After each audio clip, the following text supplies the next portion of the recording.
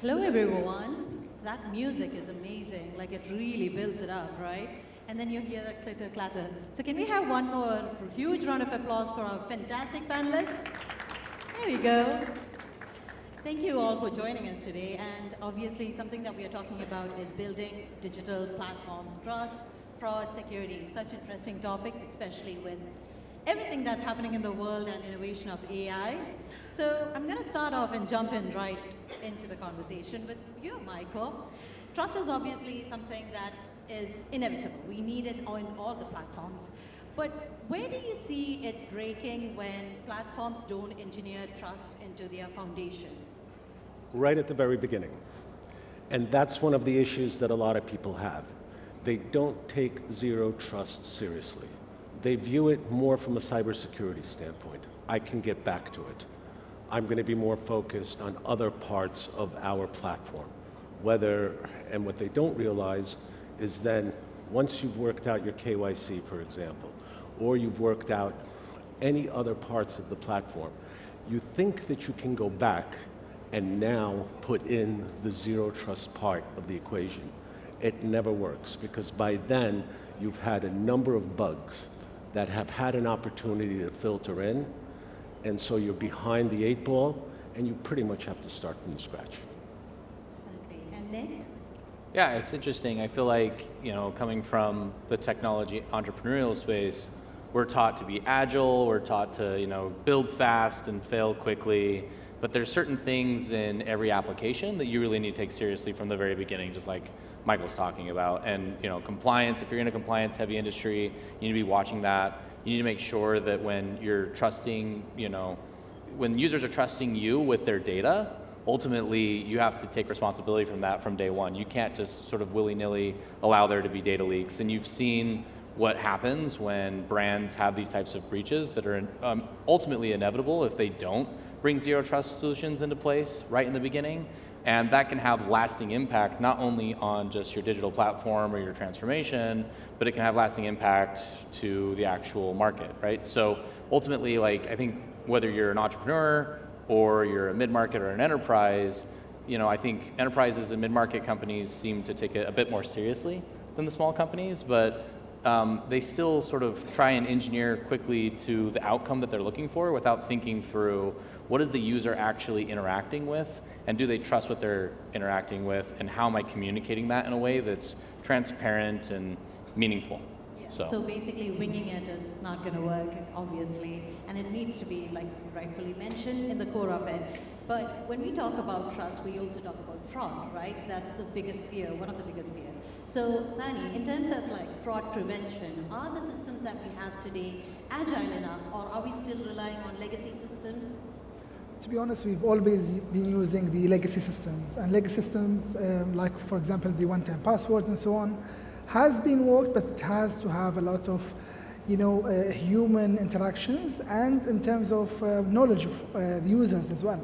So, the estimation is that currently we're at around $1 trillion US fraudulent activities being done on a yearly basis. So technically the traditional systems will not, prevent such.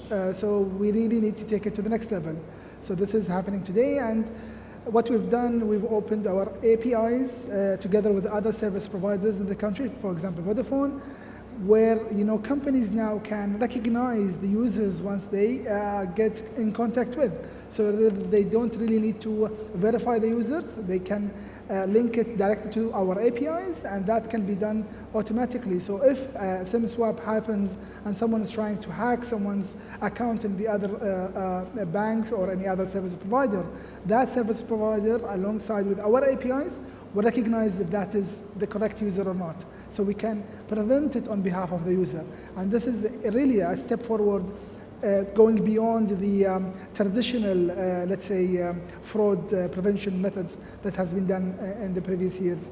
And I think that will really, outmaneuver those fraudulent activities. But it's an ongoing hassle, so we need to become every year, more creative in what we do. Definitely, and I'm just going to follow up with that a little bit, and this question is again for the whole panel. When we talk about verification systems, obviously a strong verification system is necessary for trust to be built, right? And there is a certain level of security that you feel when you have a strong verification system. But something that you always talk about is also friction. Now, if the verification system is super strong, does it create friction? Because what's that, balance that you keep? To be honest, there has to be a balance between what exactly we share and how we can prevent in terms of that from an end user perspective. But the friction for sure has to be managed. So it is an intervention between security operation centers alongside with the data that we use and reside within our systems and what can be accessed through companies as well. So in that perspective, we do agreements between us and other service provider. So it is a very clear method in terms of knowing who sits where, and that is the main activity to be handled. And this is actually, to be honest, one of the key steps that we took forward. And I think we've seen a lot of good preventions of fraud activities with less frictions moving forward. I think if I could just jump in on that part. Also, verification is connected to the level of security or the level of information that's being shared, okay? The reason, for example, our platform, GEM Team, okay, we have several different variations of security measures, right? A board meeting, okay, has different security measures than a conversation, which still has to have it, and verification between lower level people or between your finance people and your auditors, for example, right? Or if somebody's checking, I'm checking, oh, you went to the bank and you put in your credit card, let me just send you an OTP or something like that. So there's different levels of verification. And I think that's something that people are becoming more and more aware of. I mean, funnily enough, let's not talk physical verification, but we had an example, like it or not, geopolitically in the United States, where somebody from the Atlantic ended up on a phone call with our Secretary of War, Pete Hegseth, right, and in a whole meeting, okay? Obviously, the level of verification there was very questionable, to put it mildly speaking. And the reason I bring that up is because it really was eye-opening to a lot of different places. And from what we've seen in talking to different companies, verification used to come up 6th or 7th. Now it's in the top 3 every single time in conversation. Yeah, I totally agree that when it comes to what you're protecting, you need to understand at what level it needs to be protected. You have to go through that inventory and do the risk assessment of saying, what's the impact to my organization if this gets breached, if this gets in the wrong hands, if we have some sort of an incident. For too long, security solutions have been an all or nothing game where, the leadership or the board comes in and says, hey, we got to do these specific compliance things and let's get some sort of a solution in place to prevent that incident from happening and let's roll it out all the way across the organization. But security solutions now, we have a solution we brought into market called Zorak. It's a zero trust platform, and we've focused very heavily on configurable features that say, hey, look, if it's the most important data in your company, you should have just-in-time access with dual authentication. You should maybe be using some sort of a physical YubiKey. But if it's your IT team doing their help desk job, logging into the platform, give it an OTP. And you have to be more flexible as an organization to determine what level of verification to implement. And that's true of our digital products as well. I think the world is becoming more focused on data privacy with AI and the way that the cyber crime has escalated. People want to see more verification throughout the journey. I think the world of let's just log into the platform and then you don't have any other verification throughout that user experience is it feels unsecure, frankly. I think GitHub, for the developers out there, does a great job at this. There's certain actions in their platform, even if you're authenticated, you have to re-authenticate or you have to put in some sort of a token. And I think that users appreciate that in the user experience now when a company recognizes that what they're producing in their platform is sensitive information, it's important to their users. They should sort of layer that verification throughout the experience rather than all up front. And I think that's true for our employees and the security systems that we have to implement as well. I think that, just real quick, where one of the big gaps in that area is as well, people talk about finance, they talk about government, they talk about military, police, etc. But some of the most sensitive information belongs in hospitals, doctors, medical centers, right?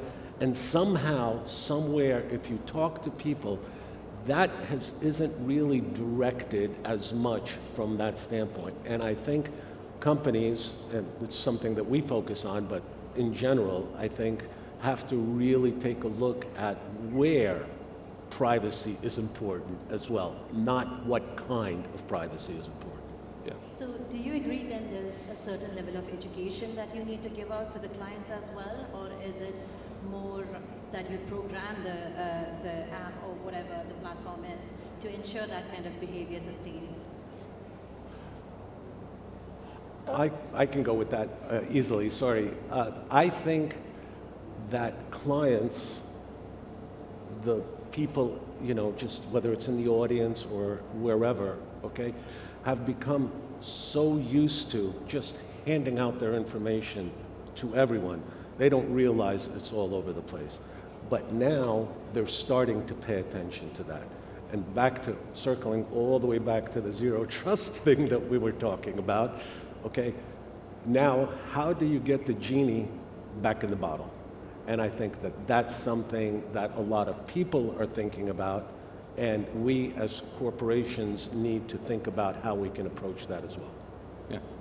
I see a lot of this in platform changes as well. Thani, I don't know if you guys, handle this communication all the time when you're updating your platform, but I think, whether telecommunication providers, software providers, they're doing a better job at educating their customer base. Hey, this is something we used to do, but we're no longer going to support that moving forward. You have a date that you need to migrate over to this new authentication mechanism or onto this new API, and we're not going to allow you to stay on the old version of it because we're going to start taking this seriously. And I appreciate platforms setting the example there of picking a hard date in the sand and saying all the end users need to migrate to this new paradigm. But I also appreciate them starting to put some of that education through just the onboarding of platforms. The world of, click the box on the terms and conditions and privacy policy and never read it is starting to really cause problems. You need to be able to make sure that you recognize with your end users, with your employees when they get onboarded, hey, this is information that we also see as secure, and so we expect you to take the same level of respect for that. I think it kind of creates a positive relationship both ways. I don't know, have you seen that in your organization? I think for us, whenever you're providing a service, you need to, be accountable in terms of what are you providing to the customer. So giving the right education in terms of training and really giving them what other service providers have been doing in the region and what other customer has been facing as well alongside in our platforms as well. So it's a combination of migrating certain customers to new platforms and also giving them the proper training to what is happening around the region or even within our customers, because once we see a lot of customers as well. Once we find a breach, we will for sure take it further and really do the analysis and try to prevent it in the next customer as well. So that is also being done through a learning journey alongside with our customers. You need to know what are you serving exactly to understand what are the needs and how you can provide it to them. Definitely. I do have to say, having moved here, just in September, the level of that type of information and the way Ooredoo works with you and makes sure, oh, somebody's logged into your account, somebody's done this, was it you? Actually is, from my standpoint, some people may think, oh, I don't need this every time. I actually like it. I prefer having that knowledge because if I don't, the one time. And it's a trade-off. You have to measure how often that needs to be in there. And flexibility is the key. And security and flexibility almost never exist in the same conversation, but they need to find a way to work together. Yeah, that's so true. I mean, when we rightfully mentioned, right, the frictionless thing is has an end user or, a platform that serves maybe B2C. You need people to be invested in your technology because of how easy it is.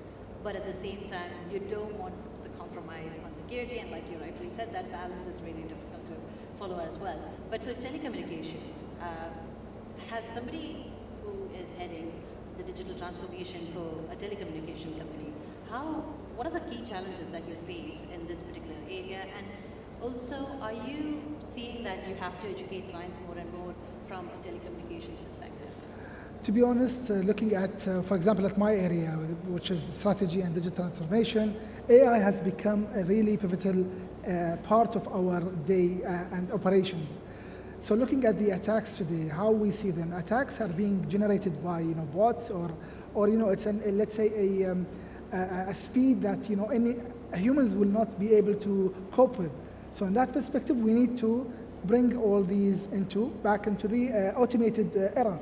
So we will have, let's say, a 99% of our attacks happening around, an automated attacks, and we need to clear that noise so that our engineers will look into, the process changing rules and overriding them has to become a human tool rather a automated tool, and that's, to be honest, something that we have been focusing on.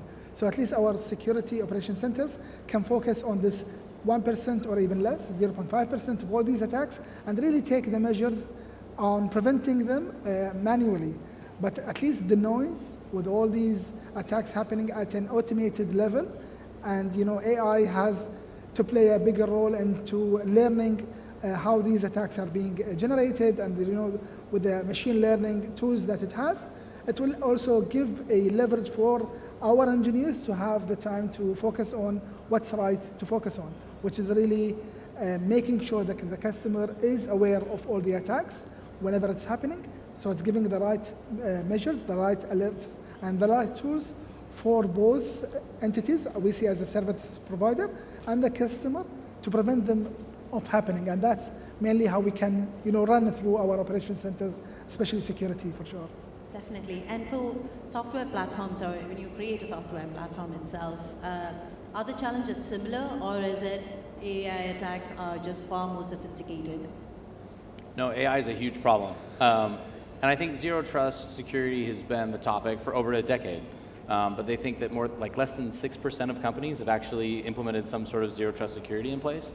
And that's because, again, most solutions on the market are very expensive, they're complicated, they take years to roll out. And I think really when it comes down to organizationally trying to create a culture of security, you have to understand what the zero trust principle really is, which is never implicitly trust anyone, always verify, and get that security as close to the thing that you're trying to protect as possible. I mean, the age of let's protect the perimeter is sort of gone, right? And so you got to figure that out.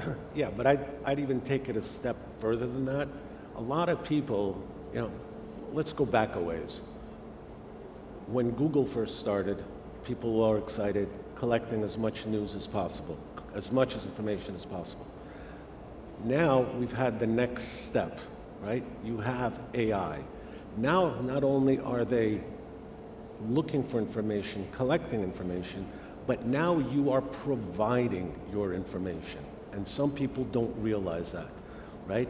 And the issue here is, is that you are handing over in many ways, on your own without realizing it, everything about yourself. What people need to realize and companies need to realize, and I'm probably repeating this that others have said 1 billion times, but you have to get it through your head. AI is a tool to be used by individuals. It is not a tool to make individuals do things. Too many people treat it the wrong way, and hence, for some companies it's fantastic. You give them information without them even asking you about it, right? About how you behave, what you do, what things like that. But AI as a tool for a company can be very, very useful, especially if the company treats it where it's literally fed only the information that the company wants to provide it. We keep going back to zero trust, right? Only the information. Thus, it's not getting something from outside all on its own. That is where you can have a lot of benefits to it. Definitely. And I know this is a conversation that cannot be unfortunately condensed in 20 minutes, but unfortunately our time is up. Thank you so much to the panelists, and hopefully we'll do the second iteration of this. And we won't have AI panelists hopefully in the future. So I can have all of you again back again to talk more on this. Thank you so much. Thank you. And thank you to the audience as well. Thank you.